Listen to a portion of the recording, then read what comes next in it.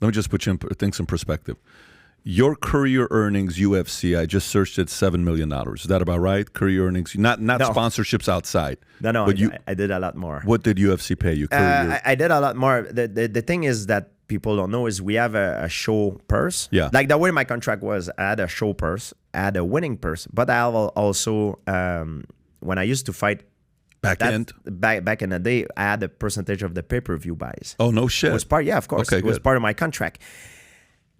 Nowadays, I think it's different because the UFC, I think, give that right to ESPN, and I don't know for how long it is. So the fighters, it's sad because a lot of them, they don't have as much power. So you made more money back in the days than today? I think because of the infrastructure of how it was Holy made. shit. I think the fighters had more power before. So I'm very lucky to have been competing during that era of time. Conor McGregor obviously is the one that I think made the biggest earning in the sport because he touched the pay-per-views. I think I don't have the statistic in front of me, but I know like Ronda Rousey is there too. She was amazing. She made great for herself in terms of gain. I think Brock Lesnar is there, could be, but you know what I mean. I'm just feel very fortunate to have competed during that era of time. If I would have done it during Royce Gracie, Mark Coleman, it was terrible. They were underpaid, like so bad. Right. And if it's now the problem is they have power, but they don't have as much power as we used to have when we could touch a piece of the pie. You know what I mean? Some fighter does, but I don't think they have as much leverage in negotiation. It's kind of sad. Yeah. Do you think, like, if you look at what's evolved within the UFC world, PED's always been a topic of discussion. People will throw in, left and right.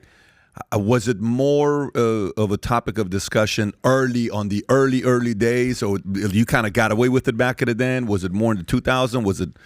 It was a topic of discussion all the time. But the thing is, it was so much in your face that for me it was an insult. You know what I mean? It's still, there's still a problem. We're not gonna lie. There's still a problem. There's still there's still a problem, and there was always be, but it's much better now. Now they're testing the fighters, but there's still ways that you can cheat. It's kind of easy in a way to cheat in a way. You know what I mean?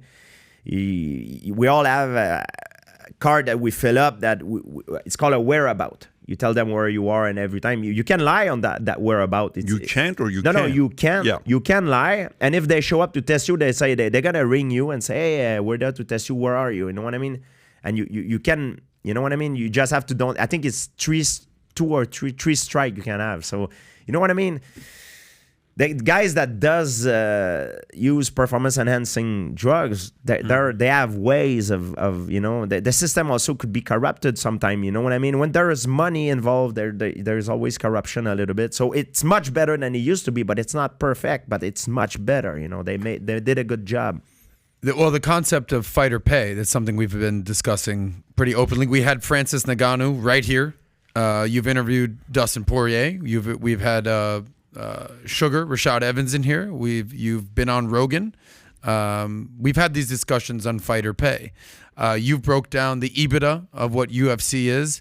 But you're saying that fighter pay today could be better, or what are your thoughts on that? Oh, yeah, it could be better 100%. It could be better. It could always be better. We are like, I feel, the baseball player or hockey player. I know hockey because I'm from Canada. Mm-hmm. In the days that they were underpaid, before they had the union to protect them. It's the same thing in fighting. One day there will be a union to protect fighters. It has to be. It doesn't make sense. Very interesting concept right there, because there's the NFLPA, there's the NBA, they've got their union, the baseball. Why is there no union in the UFC fighting? Well, everybody wants to be in control, and I think it's when there's money, there's always a conflict and stuff. And that's why there have been some organizations that have tried to do it, but it was conflicting with others, and that's very unfortunate. But the reason of why they want to do it, it's great. It's a great reason. It's a very good one. I think it will happen one day, 100%. And very often it's funny. I have some of the some of the parents, they come with their kids. They're like, "Hey, George, this is my son. He's the future world champion of UFC. What advice would you give him?" I tell the kid, I say, "Hey, you're doing well at school. Stay at school. Yeah, train if you want. You know what I mean? Train. Do it. And but don't put all your eggs in the same basket, thinking that you're gonna make it, because statistically, you're going against the odds big time. Is one guy on maybe 100,000, maybe even more. And I'm not talking about fighting. I'm talking about basketball, hockey, same thing. Fighting is even worse because you get punched in the head. Like American football is very, very bad too. So what I said to the kids, try to make it, but don't give up school. Yeah. Don't give up school, because at least if you're 30 years old or late 20s and you found out that you cannot make it for X reason, if you don't have education, that you have nothing that you can fall back into. But if you do have education, at least you have an assurance. You know what I mean? It's very important, very, very important.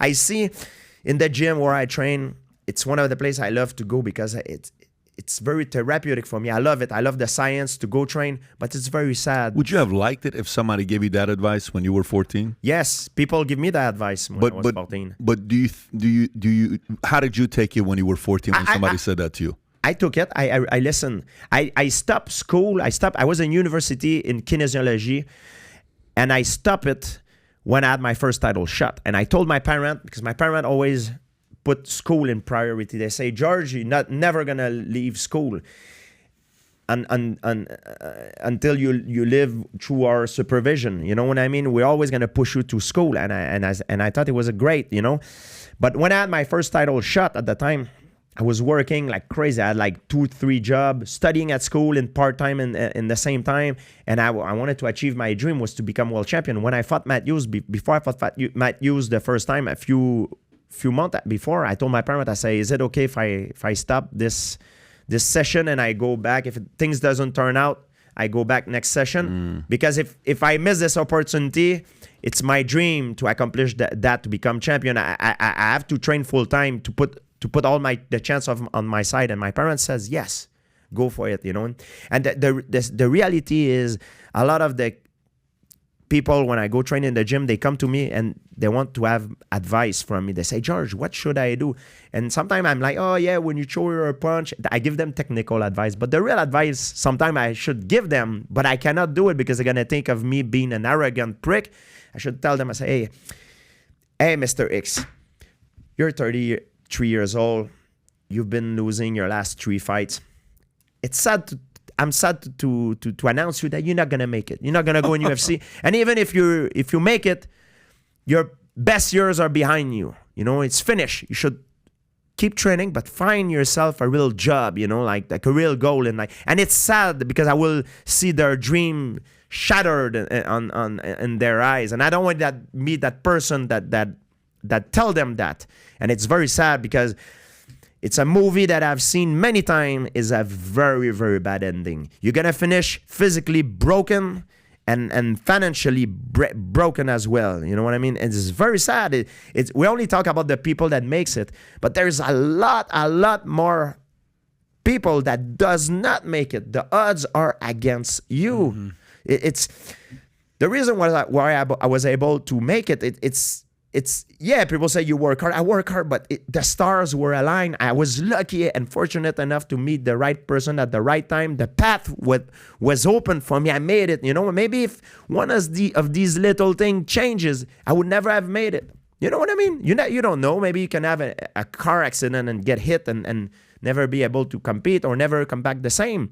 I had an ACL tear. I remember it was about 10 years ago. I had an ACL tear. The doctor told me, he said, George, if you would have had the same injury a few years back, it would be a career ending. So sometimes life, the line is so tiny. You know what I mean? It's one thing influence another thing, and this, you know what I mean? The odds are against you, so you need to have an assurance, education. So if you like this clip and you want to watch another one, click right here. And if you want to watch the entire podcast, click right here.